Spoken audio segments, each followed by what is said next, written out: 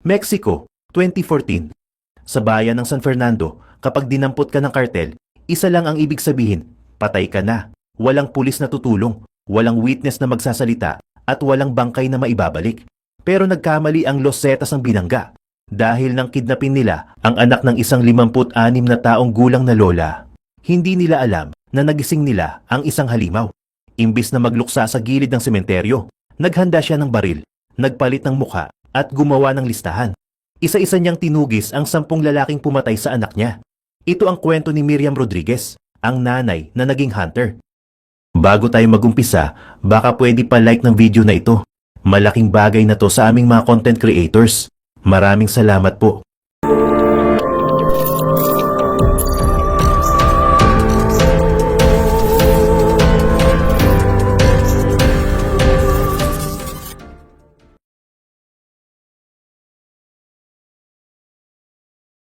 January 23, 2014, San Fernando, Tamaulipas, Mexico, 5 p.m. Pauwi na si Karen Alejandra Salinas Rodriguez galing sa trabaho. Katatapos lang ng shift niya sa Rodeo Boots, ang shop ng pamilya nila. Sakay siya ng kanyang blue pickup truck at binabaybay ang pamilyar na kalsada ng San Fernando. Alam ni Karen na delikado ang lugar.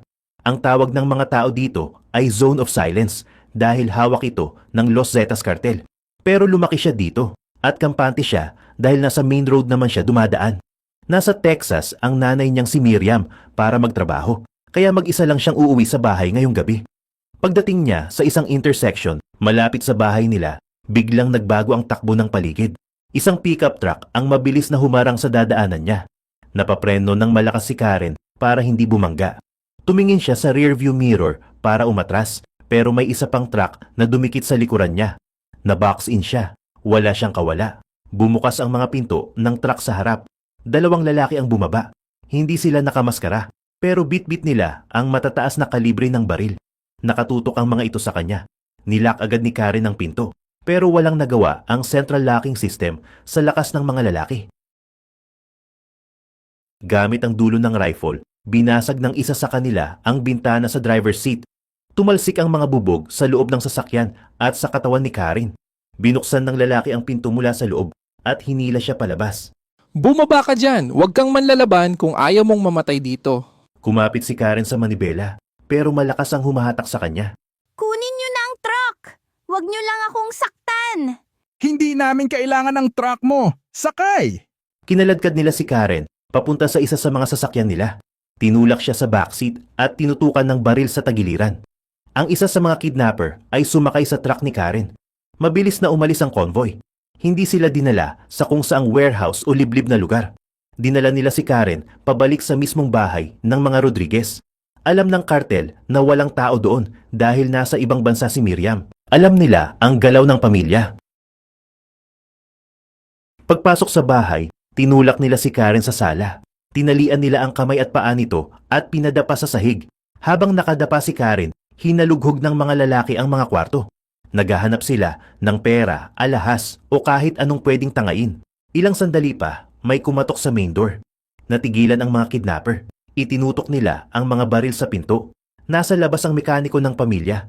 Dumating siya para sa scheduled repair ng truck ng uncle ni Karen. Hindi niya alam na nasa loob ang mga armado. Binuksan ng isang kidnapper ang pinto ng marahas. Bago pa makapag-react ang mekaniko, hinila na nila ito at pinasok sa loob at tinutukan ng baril sa mukha. Teka, wala akong alam dito. Napadaan lang ako para sa repair. Isama nyo na rin yan. Baka magsumbong pa sa pulis. Tinali rin nila ang mekaniko. Dahil may dumating na ibang tao, nagpasya ang grupo na hindi na safe manatili sa bahay. Kailangan na nilang umalis. Hinila nila patayo si Karen at ang mekaniko. Kinaladkad sila palabas at isinakay ulit sa truck ng kartel. Madilim na ang paligid at tahimik ang neighborhood. Walang nakapansin sa nangyayari. Habang umaandar ang truck palayo, tumunog ang cellphone ng leader ng grupo. Hawak na namin. Opo, papunta na kami sa safe house. Tawagan nyo na ang nanay sa Texas. Nanlalamig si Karen sa takot habang papalayo sila sa San Fernando. Ito na ang simula ng bangungot ng pamilya Rodriguez. January 24, 2014 to February 2014, Texas, USA, San Fernando, Mexico. Nasa Texas si Miriam nang tumunog ang cellphone niya mga dakong hating gabi. Inasahan niyang boses ni Karen ang maririnig niya, nagtatanong kung kumusta ang trabaho o nagpapabili ng pasalubong.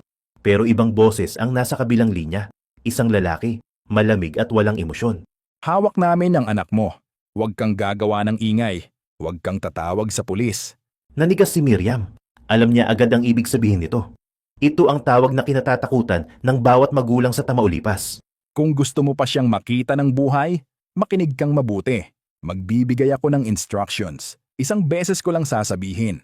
Binigay ng lalaki ang ransom amount, isang halaga na kayang ubusin ng ipon ng buong pamilya. Bago pa makapagtanong si Miriam kung okay lang ba si Karen, naputol na ang linya. Agad na umuwi si Miriam sa Mexico.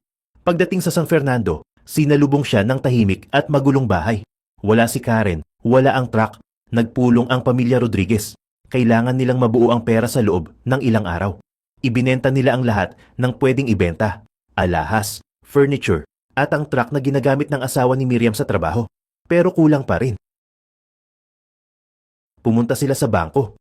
Sa San Fernando, sobrang talamak ang kidnapping na mayroon silang ino-offer na specific financial product para dito. Kumuha ang pamilya ng kidnap loan. Inaprubahan ito ng bangko ng mabilis. Parang ordinaryong business transaction lang. Nang mabuo na ang pera, tumawag ulit ang mga kidnapper.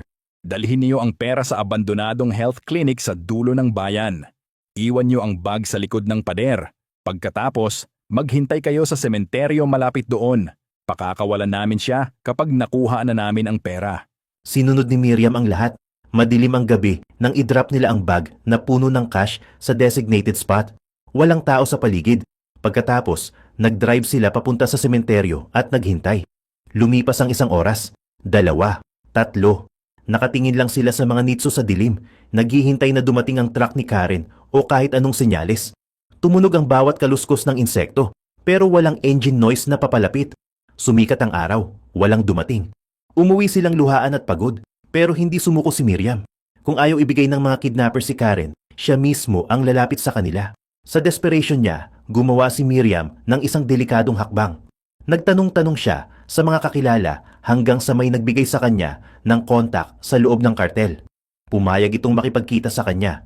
Nagkita sila sa El Junior, isang restaurant sa gitna ng bayan. Ang kausap niya ay isang binatilyo, payat, may nakasabit na radyo sa belt. Kumakain lang ito ng casual habang kaharap ang umiiyak na ina. Wala sa amin ang anak mo, baka ibang grupo ang kumuha. Kayo ang tumawag sa akin. Alam kong kayo yon. Ibalik nyo na siya, nabigay na namin ang pera. Sabi ko nga, wala sa amin. Pero pwede kitang tulungan hanapin siya. Bigyan mo ako ng $2,000 panggas at pang-contact sa iba. Alam ni Miriam na niloloko lang siya, pero wala siyang choice. Binigay niya ang huling pera na meron siya. Habang nag-aabot ng pera, biglang tumunog ang portable radio sa bewang ng lalaki. Maingay ang static, pero may boses na lumabas mula dito. Isang utos. Sama, nasaan na ang location? Report ka na. Napahinto ang lalaki at hininaan ang volume ng radyo. Pero narinig na ni Miriam. Sama. Tumindig ang balahibo ni Miriam. Hindi niya pinahalata na narinig niya yon. Tinapos niya ang usapan at umalis sa restaurant. Lumipas ang ilang linggo. Ang $2,000 na binayad niya ay walang napuntahan. Tumatawag pa rin ang iba't ibang tao. Humihingi ng $500 o $100. Nangangakong pakakawalan si Karen. Binabayaran ng pamilya ang bawat demand kahit paunti-unti na lang ang naibibigay nila. Hanggang sa isang araw, tumigil na ang mga tawag. Tuluyan nang nanahimik ang telepono.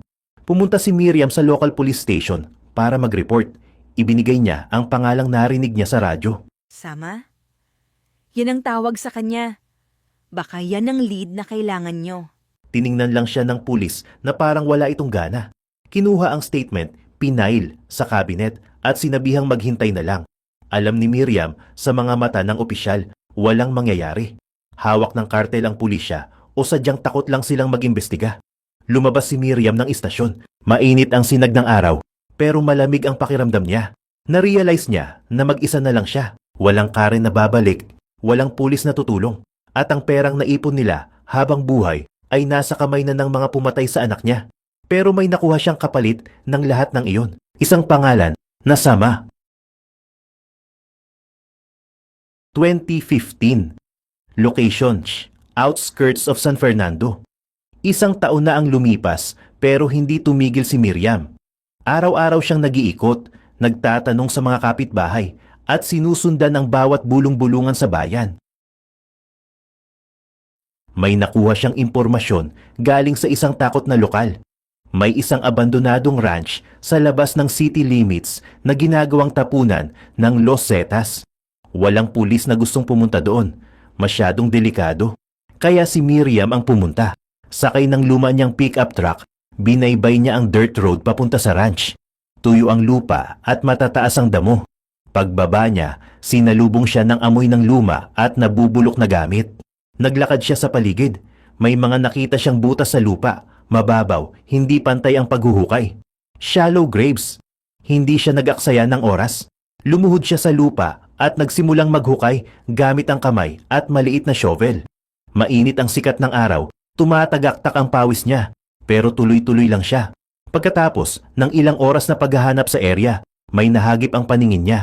Nakasabit sa isang tinik ng tuyong bush, kalahating nakabaon sa alikabok, isang piraso ng tela, kulay purple. Napatigil si Miriam. Dahan-dahan niyang inabot ang tela at hinila ito mula sa tinik. Luma na ito, kupas na dahil sa araw at ulan, pero kilalang-kilala niya ang texture. Ito ang scarf na binili niya para kay Karen sa market sa Matamoros 2 Pasko na ang nakararaan. Nanginig ang buong katawan ni Miriam. Hinawakan niya ng mahigpit ang scarf. Sa tabi nito, may nakita siyang pira-pirasong buto na nakalitaw sa lupa. Tumawag siya sa authorities. Pero hindi na siya umasa na may gagawin silang matino. Dumating ang forensics team dahil na rin sa pressure ng pamilya. Kinolekta nila ang mga buto para sa DNA testing. Ilang linggo ang hinintay nila para sa resulta. Nang dumating ang confirmation, parang gumuho ang mundo sa bahay ng mga Rodriguez. Positive. Kay Karen ang mga buto. Kinabukasan, sa kusina ng kanilang bahay, tahimik na nakaupo si Miriam. Nasa harap niya si Azalia, ang panganay niyang anak. Ma, tama na. Nakita na natin siya. Pwede na tayong manahimik. Ilibing na natin siya ng maayos. Tumingin si Miriam kay Azalia. Wala nang luha sa mga mata niya. Iba na ang itsura niya. Pagod, pero matalas ang tingin. Hindi tayo mananahimik. Ma, delikado. Los Zetas ang kalaban natin. Kung ano ang ginawa nila kay Karen, gagawin din nila sa atin. Papatayin ka nila. Tumayo si Miriam at kumuha ng baso ng tubig. Kalmado ang galaw niya, walang panginginig. Patay na ako, Azalea. Nung araw na kinuha nila ang kapatid mo, pinatay na rin nila ako. Wala na silang pwedeng kunin sa akin. Binuksan ni Miriam ang drawer at nilabas ang isang notebook. Nakasulat doon ang pangalang narinig niya sa restaurant noon, Sama. At sa tabi nito, may mga bagong details na siyang nakuha kakatanong sa mga tao. Hahanapin ko sila. Lahat sila. Hindi ako titigil hanggat hindi sila nakukulong o namamatay. Ma, Ang nanay na kilala mo? Wala na siya. Iba na ang nasa harap mo ngayon. Sinara ni Miriam ang notebook. Tapos na ang pagdadalamhati. Oras na para maningil. Nagpunta siya sa salamin at tinignan ng sarili. Mahaba ang buhok niya. Mukhang ordinaryong nanay. Kumuha siya ng gunting. Ginupit niya ang buhok niya ng maikli. Kumuha siya ng hair dye at kinulayan ito ng matingkad na pula. Nagbago siya ng anyo. Hindi na siya si Miriam na may-ari ng rodeo shop. Siya na ngayon ang hunter. Bumalik siya sa mesa at tinignan ulit ang pangalan sa notebook. Sama, siya ang mauuna. Location, Ciudad Victoria, Tamaulipas. Ginawang command center ni Miriam ang kanyang maliit na kusina. Gamit ang luma niyang desktop computer at ang nag-iisang lead na pangalang Sama, sinimulan niya ang kanyang digital investigation.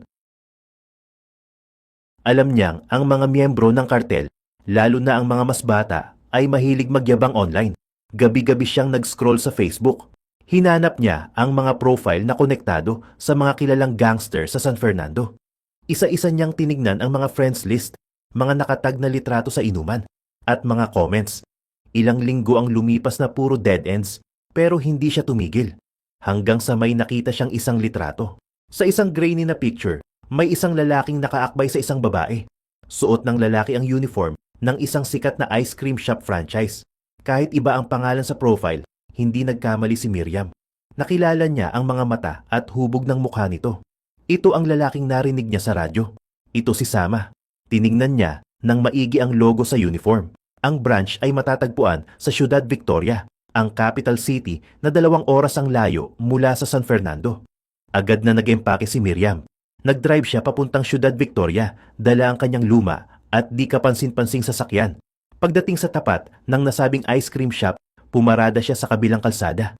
Dala ang binoculars at isang thermos ng kape. Nagsimula ang kanyang stakeout. Ilang araw siyang naghintay. Umaga hanggang gabi siyang nakaupo sa loob ng kotse. Tinitiis ang init at inip. Pinagmasdan niya ang bawat empleyado na pumapasok at lumalabas. Sa wakas, dumating ang target. Nakita niya si Sama na naglalakad papunta sa trabaho. Casual na nakikipagkwentuhan sa ibang staff. Parang walang krimen na ginawa. Parang walang pamilyang sinira. Nanatiling kalmado si Miriam kahit nanginginig ang laman niya sa galit. Kailangan niyang malaman kung saan ito umuuwi. Nang matapos ang shift ni Sama, sinundan siya ni Miriam. Maingat ang pagmamaneho niya, nagpapakalayo ng konti para hindi mahalata. Huminto si Sama sa isang maliit na bahay sa isang tahimik na residential neighborhood. Minarkahan ni Miriam ang location sa kanyang mapa. Kinabukasan, bumalik siya sa lugar pero hindi na siya nagtatago sa kotse. Nagsuot siya ng ID ng Health Ministry at nagdala ng clipboard. Naglakad siya sa neighborhood at kumatok sa mga kapitbahay ni Sama. Ginamit niya ang kanyang edad at inosenteng itsura para makuha ang tiwala ng mga residente. Nagpanggap siyang government health worker na nagko-conduct ng survey para sa vaccination program. Dahil mukha siyang matandang profesional, naging madaldal ang mga kapitbahay. Ibinigay nila ang buong pangalan ng nakatira sa bahay, ang oras ng pag-alis at pag-uwi nito, at pati na rin ang pagkakakilanlan ng girlfriend nito. Kumpleto na ang intel ni Miriam. Hindi na ito haka-haka lang. Meron na siyang solidong ebidensya at location. Dinala niya ang lahat ng impormasyon sa isang federal na pulis na pinagkakatiwalaan niya. Dahil sa detalyadong surveillance report na gawa mismo ni Miriam, hindi na nakatanggi ang authorities. Agad na nag-issue ng arrest warrant. Isang tactical team ang sumalakay sa bahay. Walang nagawa si Sama. Naaresto siya nang walang putukan. Sa interrogation room, hindi tumagal ang tapang ni Sama. Bumigay agad ito sa pressure. Ibinigay niya ang mga pangalan ng iba pang kasabwat sa pagkidnap at pagpatay kay Karen. May nakuha siyang listahan. 10 silang lahat. Isa pa lang ang nahuhuli at siyam pa ang kailangang tugisin ni Miriam. 2016. Location. Various locations across Tamaulipas. Sa kusina ni Miriam, nakadikit sa pader ang siyam na pangalan na nakuha niya mula kay Sama. Puno ang dingding ng mga hand-drawn maps, printed photos mula sa social media, at mga linyang nagdudugtong sa bawat suspect. Hindi na ito bahay ng isang lola. Ito ay command center ng isang tactical operation. Upang mahuli ang mga natitira, kinailangan ni Miriam na magbago muli. Pinutol niya ng maikli ang kanyang buhok at kinulayan ito ng matingkad na pula. Nagpalit siya ng estilo ng pananamit mula sa simpleng damit bahay patungo sa iba't ibang costumes na aakma sa kanyang misyon. Dito nagsimulang kumalat ang bansag sa kanya sa underworld, La Camelona o The Chameleon. Ang pangalawang target sa listahan ay ang getaway driver ng grupo. Napag-alaman ni Miriam na nagtatago ito sa isang liblib na ranch sa labas ng bayan, malayo sa mata ng pulisya. Pero imbes na sumugod agad kasama ang authorities, sinigurado muna niya ang impormasyon. Nag-drive si Miriam papunta sa nasabing lugar gamit ang kanyang luma at maputik na truck. Pagdating sa tapat ng ranch, huminto siya sa gilid ng kalsada at binuksan ang hood ng sasakyan. Nagpanggap siyang nasiraan ng sasakyan sa gitna ng kawalan. Ilang oras siyang naghintay sa ilalim ng init ng araw hanggang sa may dumaang mga trabahador at locals. Ginamit niya ang pagkakataon para makipagkwentuhan habang kunwari ay humihingi ng tulong. Sa pamamagitan ng simpleng chismis at pagtatanong tungkol sa mga nakatira sa paligid, nakuha niya ang kumpirmasyon na nandoon nga ang target. Pag-alis niya, bit-bit na niya ang eksaktong lokasyon para sa mga federal na ahente.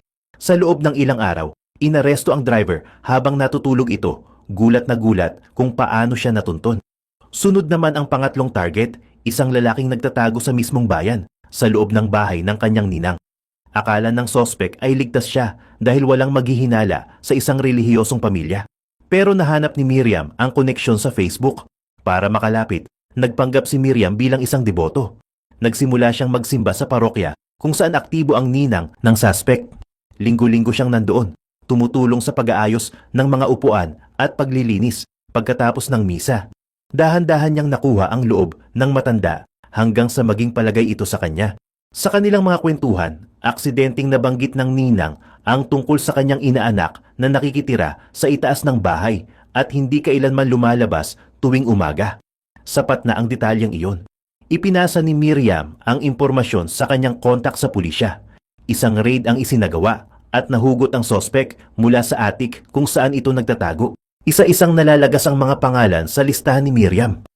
Sa bawat matagumpay na operasyon, bumabalik siya sa kanyang kusina para markahan ng malaking pulang X ang litrato ng mga nahuli. Ang dating takot na nararamdaman ng pamilya Rodriguez ay napalitan ng determinasyon, habang ang takot naman ay lumipat sa panig ng Los Zetas. Nagsimulang magbulungan ang mga miyembro ng kartel tungkol sa isang misteryosong puwersa na dumudurog sa kanila, hindi alam na ang kanilang kinatatakutan ay isang lola na may edad na 56 na armado lang ng laptop, disguises at hindi matatawarang galit. Late 2016. Location: Ciudad Victoria, Tamaulipas. Sa paglawak ng kanyang operasyon, mas naging mapanganib ang bawat hakbang. Ang sumunod na target sa listahan ay isa sa mga pinakamadulas na miyembro ng grupo, isang hitman na kilala sa pagiging marahas at paranoid. Ilang buwan na itong tinutugis ng mga otoridad pero palaging nakakatakas dahil sa kanyang malawak na network ng mga espiya. Para sa misyong ito, naghanda si Miriam ng isang panibagong katauhan. Nagsuot siya ng vest na may logo ng local government, nagdala ng makapal na clipboard, at nagsuot ng ID bilang isang opisyal na nagsasagawa ng census at voters validation.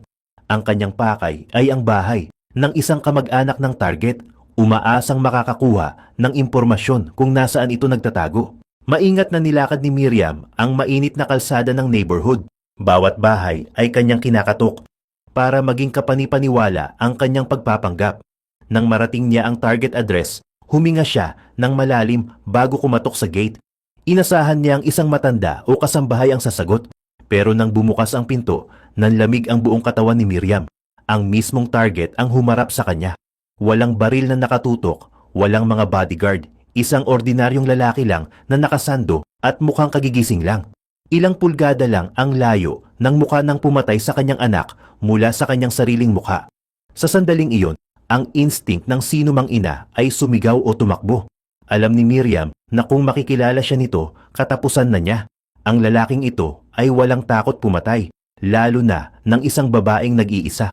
Bumilis ang tibok ng puso niya na parang sasabog sa dibdib, pero pinilit niyang panatilihing blanko ang kanyang ekspresyon. Tinignan siya ng lalaki ng diretso sa mata, nagtataka kung sino ang abalang gumagambala sa kanya. Sa halip na umatras, pinagana ni Miriam ang kanyang disguise. Inayos niya ang salamin sa mata at itinaas ang clipboard ng may propesyonal na tono. Tinanong niya ang lalaki tungkol sa mga serbisyo ng lokal na gobyerno. Nagkukunwaring walang ideya kung sino ang kausap niya. Ang hitman na sanay sa karahasan ay hindi nakahalata. Para sa kanya, isa lamang itong nakakainis na government employee. Imbes na maghinala, nagsimula pa itong magreklamo. Tinuro nito ang kalsada sa harap ng bahay at nagsalita tungkol sa mga lubak at hindi maayos na serbisyo ng mayor. Nakakatawang isipin na ang isang kriminal na pumapatay ng tao ay nagagalit sa gobyerno dahil lang sa potholes.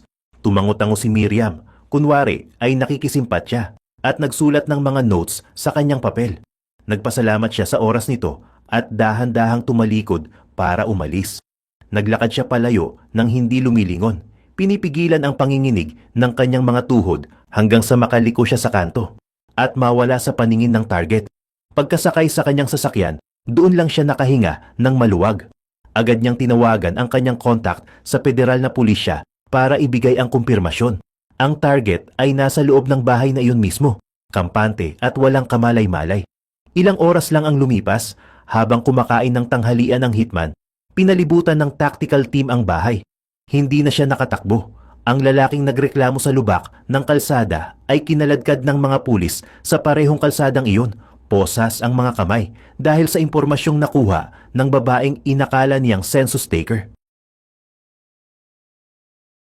Date: early 2017. Location: Central Plaza, San Fernando. Dumating ang simula ng 2017 na halos ubos na ang mga pangalan sa listahan ni Miriam. 9 na kriminal na ang nakakulong o patay dahil sa kanya. Isa na lang ang natitira, ang pinakabata sa grupong kumidnap kay Karen. Ilang taon itong nagtago sa ibang estado, pero nakatanggap si Miriam ng impormasyon na bumalik ito sa San Fernando. Kampante ang target. Inakala nitong humupa na ang galit ng ina o nakalimutan na siya ng mga otoridad. Ang lakas ng loob nitong mamuhay ng normal sa bayan kung saan sila gumawa ng krimen. Ayon sa tip, nagtitinda ito ng gamit sa mismong Central Plaza para mag-blend in sa mga tao. Isang hapon, nagtungo si Miriam sa plaza. Dala niya ang kanyang baril sa loob ng purse. Mataas ang sikat ng araw at maraming tao ang naglalakad. Mga pamilya, mga nagtitinda, mga estudyante. Naglakad si Miriam ng dahan-dahan. Iniis ka ng muka ng bawat tindero. Sa isang gilid, malapit sa walkway, nakita niya ang isang lalaking may hawak na balde ng mga rosas. Payat ito at mukhang inosente, pero hindi nagkamali si Miriam. Ang peklat sa kamay at ang hugis ng panga nito ay tugma sa litratong nakuha niya noon.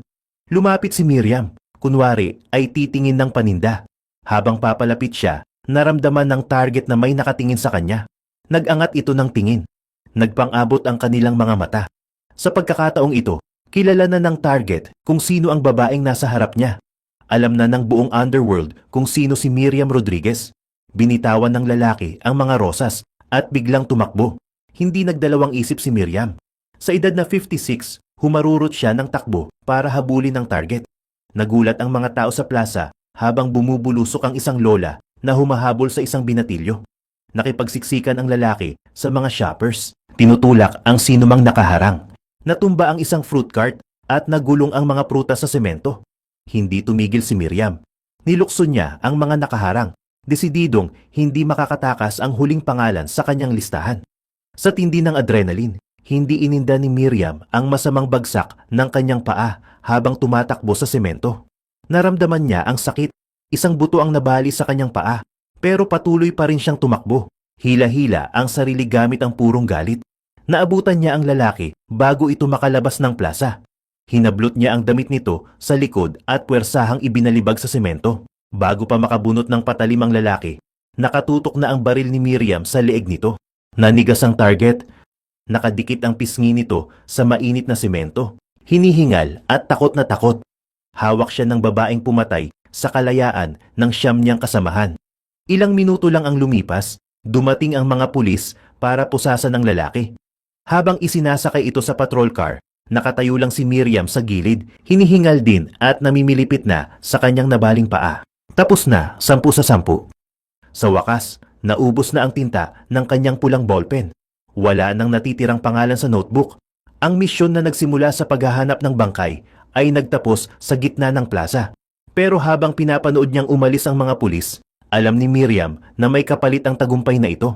Alam niyang hindi palalampasin ng kartel ang ginawa niyang pagpapahiya sa kanila. Date: May 10, 2017. Location: San Fernando, Tamaulipas. Sumapit ang buwan ng Mayo, ang panahon kung saan ipinagdiriwang ng buong Mexico ang araw ng mga ina.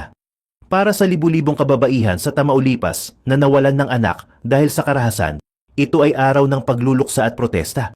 Ngunit para kay Miriam Rodriguez, ito ay naging panahon ng matinding pag-iingat at pangamba.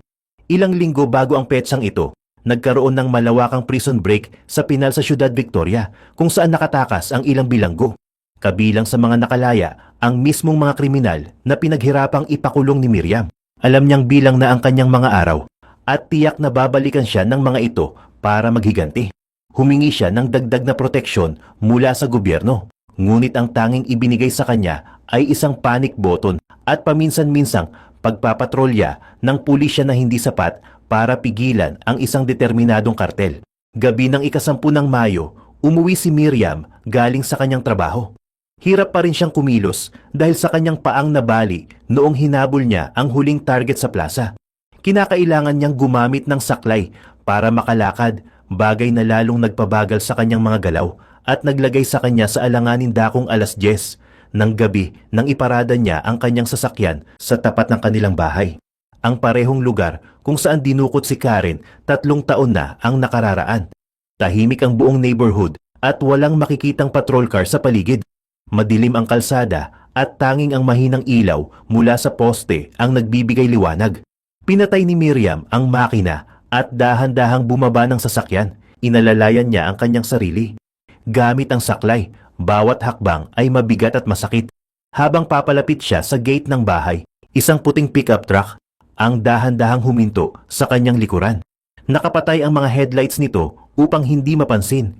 Bago pa man makalingon si Miriam para tignan ang sasakyan, bumukas ang bintana ng truck at sunod-sunod na kumislap ang dulo ng mga baril mula sa loob.